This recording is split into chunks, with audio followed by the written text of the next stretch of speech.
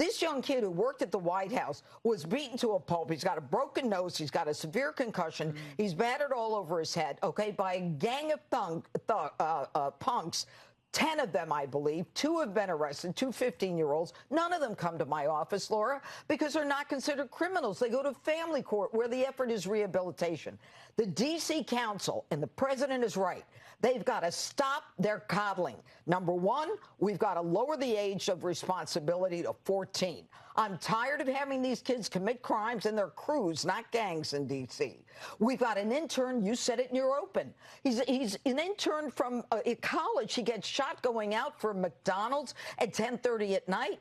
This kid is trying to help his girlfriend or his friend to a car. He gets assaulted, and but for a cop going by, they would have, had they gotten him on the ground, they would have stopped him and finished him. He was able to stay standing.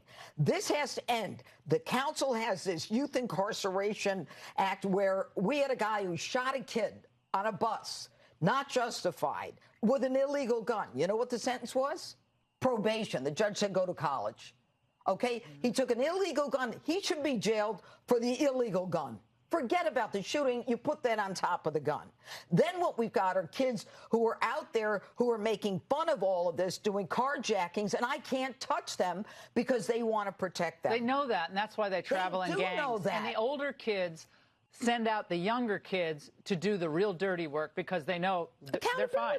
They absolutely understand. And youth violence is on the rise, not just in D.C., but across the country. And if you think that these kids need to be coddled and they need to be hugged, they need to have consequences. They need to understand that enough is enough, that we're going to put them in jail or some kind of youth rehabilitation detention facility and not allow the D.C. Council, one of whom I just recently indicted, to take cover for these kids. It's time to end it. That's what the president wants. That's what we're going to do. Well, look at what worked in New York City when Giuliani was mayor. He went after the small crimes, which led to reducing the big crimes. So the quality of life. So people defecating in the streets, blocks from the Capitol, which I saw the other day. That was lovely. The tents on K Street, the tents under the tunnels over here. They cleared up some of those out in front of Union Station, but it's horrific. This is the nation's capital. Exactly. And all over the United States, we have a similar story told. St. Louis, we still see blight everywhere.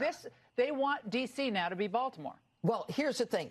D.C. is the nation's capital. People come here for pride and patriotism, not to get assaulted, carjacked, or shot, get caught in the crossfire like a young kid did last month. Judge,